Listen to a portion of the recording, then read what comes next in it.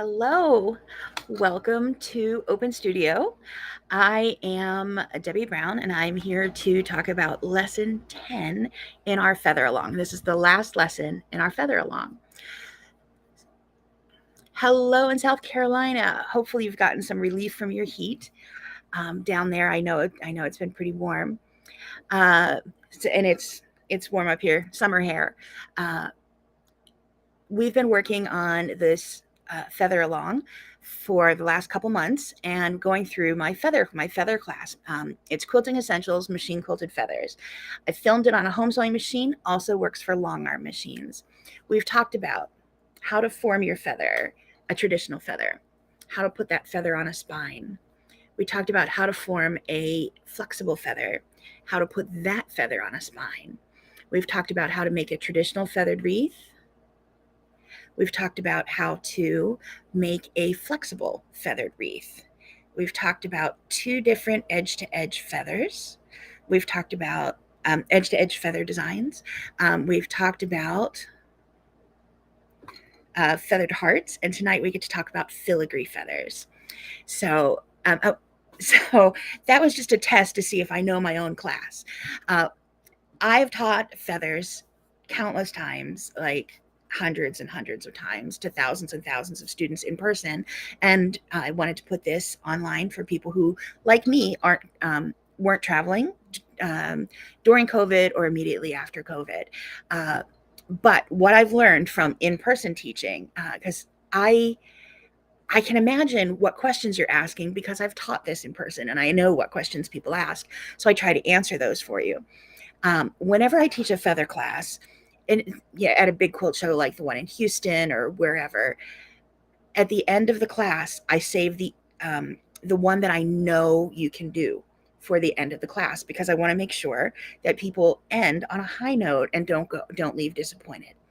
And I save this feather for the end for the same reason, because this is it's the same feather I save for the end. And when I do this in person, I teach this one last, because it's right at the end of the class is when the students fill out their evaluation of the class. So if they end on a high note, they go, wow, great teacher, I love the class. Little trick if you're ever going to teach in person. Well, let's see. We have, I feel romper room. Hello, I see Krista in Minnesota. Welcome. I hope you're doing well out there in quilting. And I have in South Carolina, that is Janet. Oh, and that is our lesson 10 is the one lesson we haven't completed. Now, I loved what I designed for this. It is a table runner. Let me pull up the picture for you. It's a table runner, but it's not on my table. Okay, let me share this with you.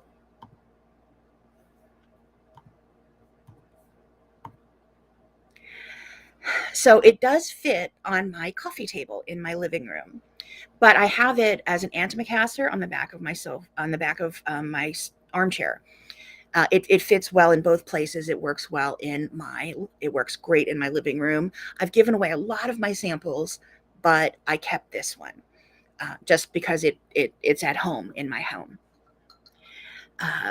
So this one fits the table perfectly, but I also I did it mathematically to make it work.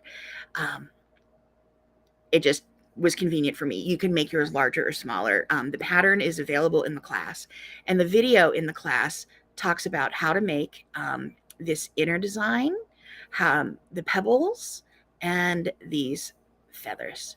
I love these feathers. I love this piece. I love everything about it.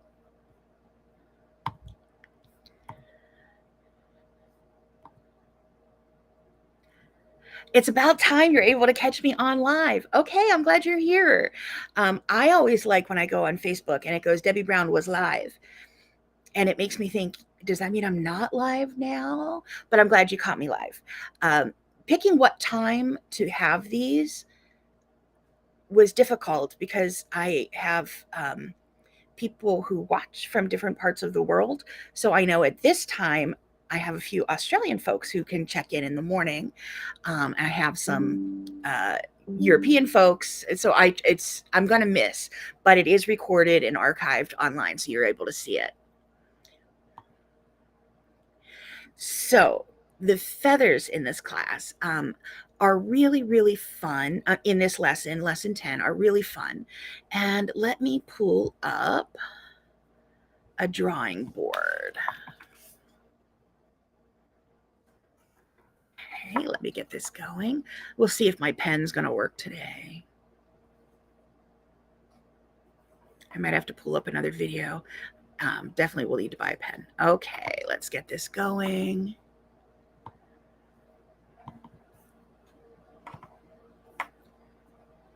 And let me share this with you.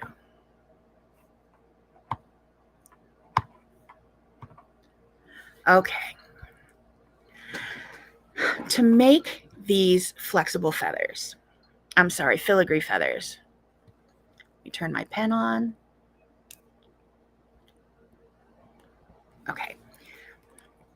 The first thing I do is make a spine or mark a spine. You can choose to do that or not.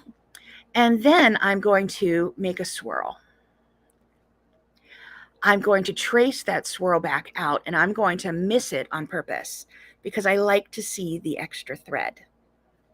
And then I can make another swirl and come back, and another swirl and come back. The thing I've seen folks struggle with when they're making these is they'll come in like this and go, mine don't look like yours.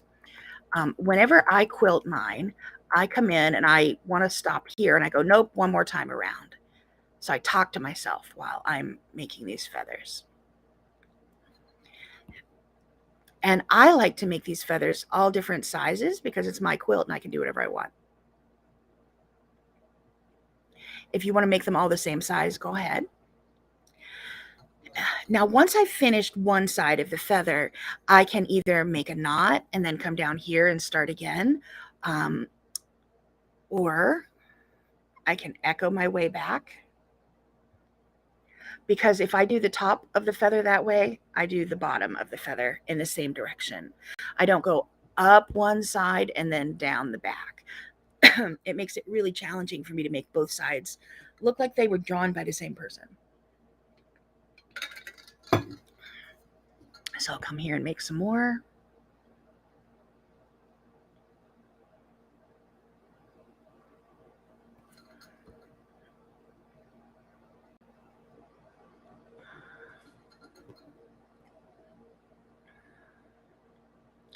And hooray for the pen and the computer holding together long enough for me to make this work. So that's how I stitch that feather. I would encourage you to draw it, and I'd encourage you to stitch it. Draw it so that you remember what we talked about, but stitch it because that's what you're really going to be doing. It doesn't bother me that my drawings aren't very pretty because my feathers are. I've put more time into stitching them than I've put into quilting, into drawing them. So it looks much better. So pretty. Yes, isn't it though? I really love those. Like really, really, I really, really love those. They're just kind of magical. So let's go show you that picture again of the feather on the runner. So you can see my feathers are all different sizes. I echoed around it because I like to do that. It's a personal philosophy of mine. It's not a rule. It's not anything you have to do. And then I stitched pebbles behind it so that the feathers really stand out. They're not the same size.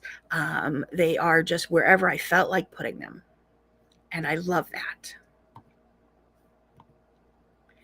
But let me show you a couple variations. I pulled out some other,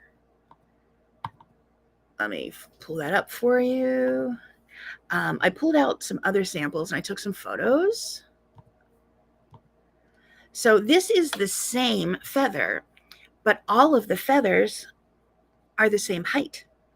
So they hug the spine and they look more traditional that way. That's perfect. It's perfectly acceptable way to do it.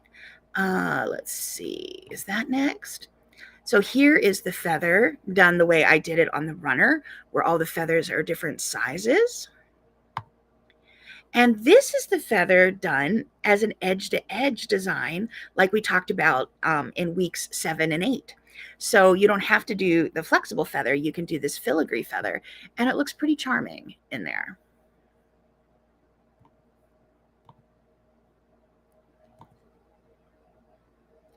You enjoyed stitching these feathers on the border of a quilt. It's really kind of forgiving, isn't it? And it's something everyone can do. You can make a feather of some sort like this, because like a signature, everyone's feathers will look different, but they will all look like swirls. A feather is such its own shape that's a little more challenging to do. So that's going to take a learning curve to get to. But this swirl you can do. If you are going to go and try it, what I recommend is do one swirl, one filigree feather, and pause your machine. Either turn the long arm off or take your foot off the pedal. Just pause. And then make another one.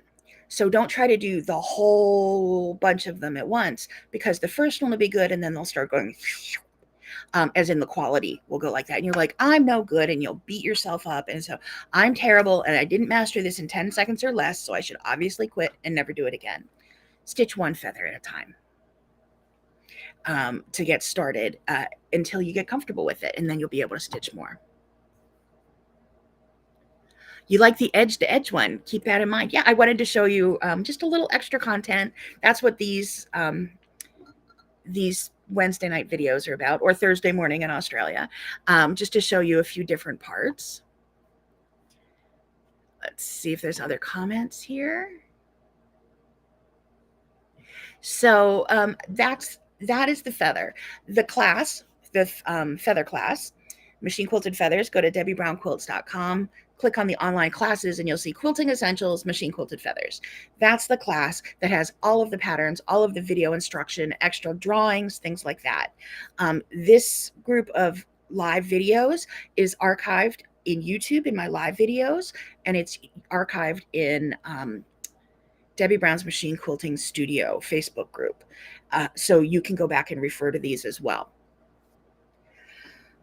If you are going to start over, if you're new, I need to warn you, I was coughing for the first two, and then there's a big long break in the middle because I had COVID and pneumonia for several months. So I was sick for the first couple and I sounded terrible. Then I took a break and now I'm back. So life is beautiful. I am writing the next feather class right now. I'm not sure when that'll come out. It'll come out as I'm able to get the samples done. I will not be releasing it weekly this fall like I've released the other ones weekly live, just because my calendar is a mess for the autumn. But I will be working on the feather class, and it will show up in Debbie Brown's Machine Quilting. No, it will not. It will show up in As the Bobbin Turns. That's where I'm going to be putting it. And once it's done, I will put it out for purchase. So you can purchase it to keep when it's done, or you can get it as it's made in my subscription. So some things I'm looking at are different spines, filled spines, different types of feathers, how to get your border to fit if you're putting a spine in your border, other things like that. If there are other questions, let me know. The class isn't quite finished yet. I don't have all 10 lessons put together, because I put a bunch of lessons out and I'm like, oh, these two can go together and things like that. So it's not completely finished yet. But I'm working on a feather class and I'm really excited. I can't wait to make some of the samples. I'm quilting a lot because it's summer, and that doesn't make sense unless you know that this is the only room in the house that has air conditioning. I bought an air conditioner in here so I don't drip on all of the fabric. So I'm getting a lot of quilting done, and I want to show you what happened to me this afternoon. I am quilting up a quilt that is let me find it. It is the Color Blocks quilt for July. It is called Fly Away Home. If you haven't joined if you haven't joined Color Blocks, please do. Another free class online. You'll get Color Blocks 2021, 2022, and 2023 are all free at this time. 2021 is about to be completed because I still have one sample over there to quilt.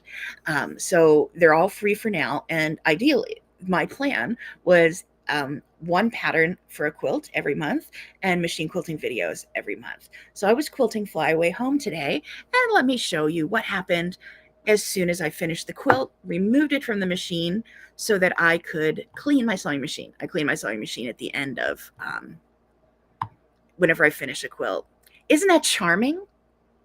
I was so excited to see that. You have no idea. Now, and it was only on one block, so I don't know what happened. The thread just slipped out of the tension disc. Fortunately, it wasn't the whole quilt. But what's really fun is that this picks out super duper easy. The block is 8 by 10 inches, or 8 by 8 inches is the size of the ladybug's body. So I unquilted an 8 by 8 inch square and then requilted it, and I was done in less than 15 minutes. So it wasn't as bad as it looks, because all I do is stick a seam ripper under these really loose bobbin threads, pull the bobbin thread out because it just slides right out, and then I tug out the top thread.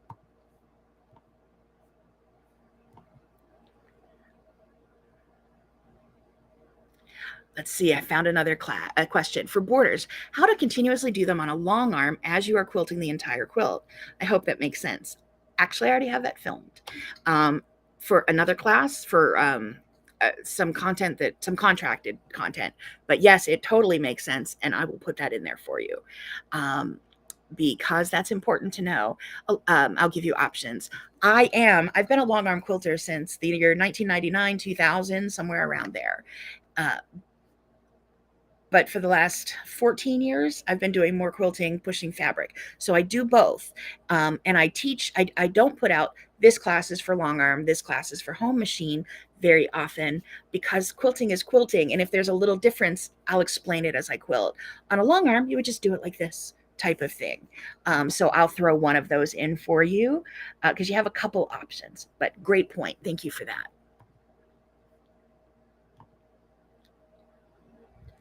Oh, it sounds like a great class. Feathers too. Thank you. I was talking to my husband because I don't go anywhere or talk to anyone, so it's pretty much him. I was talking to him about my next class.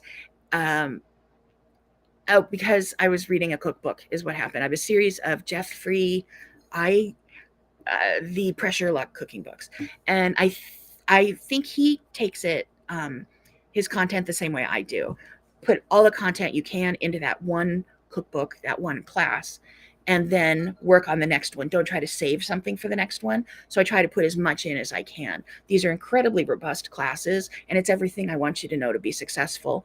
And then I just trust that material will show up for the next class. And so far, it's worked.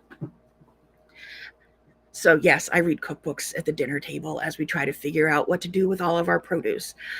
Tonight's dinner, we belong to the community supported agriculture. There's a mature orchard and farm, organic farm, 2 miles from our house. And there's nothing closer to my house than that, like a stop sign. And, I live out a ways. So the farm is at the edge of town and I'm beyond that. Tonight is zucchini lasagna roll-ups. With some fresh tomato basil sauce that I made last year and froze, got it out of the freezer to make room for this year's.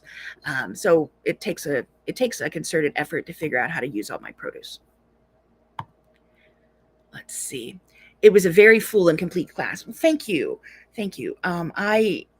I want you to learn everything you can. Because again, I've taught this so many times in person, and I know what questions people will ask. And also, I think of myself as the student. If I paid for this, what would I want to know? Would I feel cheated if it wasn't in there? Would I want more or would I want less? So I try to teach to answer the questions I know you're going to ask, and not say, well, you'll have to get that in part 2 and pay me more. I love teaching and I want to give you as much as possible. So I got the basics covered in this class. And in the next class, we're going to go off a little bit in a couple different directions. And who knows if there'll be a class number 3. Feather Class number 3. I am also working on, in my head, I am working on a spiral class, which is done on a walking foot. So that's done on a home machine only because you don't have feed dogs on a long arm, and it's hard to do. It's just not something I do on a long arm. I'm also, I have some content that I'm filming now for the fall because my schedule is going to be weird. So I will have some content that will be pre-filmed and will come out at pre-scheduled times for you. Just because I know I will be away from my office, family stuff. So, what I'm going to do now that this is the last lesson, let's see, can't access you tonight. You see me, but no voice or video. Oh, I'm so sorry. I hope the video was working for others. And hopefully you'll be able to catch this on the replay. What I'm going to do the next couple weeks is I'm going to go over my one class a week, talking about what's in them very quickly, just to give you an idea of what's in there and how it might help you. My voice suddenly stopped. Interesting. Can you hear me now?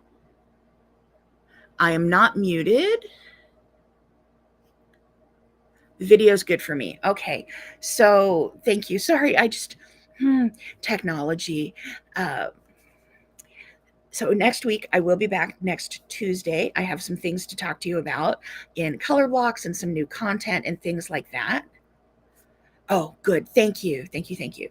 And next Wednesday, I will continue with another lesson talking about my other online classes that might work for you. And next week, we'll talk about first steps to machine quilting, first steps to free motion quilting. And that is really what will help if you've never pressed your foot on the pedal. This was my first class that I put out, and it's everything that I want to tell people to get them just going for it. I don't machine quilt, so I do machine quilt. I did not adapt it for long arm. I may go back and do that and add that in. If you've already bought the class, you wouldn't need to buy another one, but I may go back and add in more content. So we'll talk about that class next week, and then we'll move on with other classes that I've released. So I will be back again next week. I've already finished quilt. I'm about to bind the Flyaway Home Ladybug quilt for color blocks, and then I'm about to start working on that quilt behind me that should go into the As the Bobbin Turn classes and then other content. So look forward to more content in your newsletters. If you haven't subscribed to a newsletter, go to debbiebrownquilts.com, scroll to the bottom and sign up for my newsletter. I email you at most once a week. It's not spammy or anything, and it just lets you know what new content is out. So thank you for joining me. Thanks for working through the feather class again with me, and we'll go through other classes over the next couple weeks and come up with our next plan for Wednesday nights. I was thinking one thing to talk about on Wednesday nights would be sewing machine maintenance, what I do when I'm done quilting a quilt. Because I clean my sewing machine the second I'm done with a quilt to make sure it's ready for the next one. So that might be one of the things I do. Thanks for tuning in and talking to me. I am going to go and have some zucchini lasagna before I get another carload of zucchini from the farm. But I'm finding all sorts of ways to eat it. Have a great week. Happy quilting. Take care of yourselves, and I'll see you next week. Good night.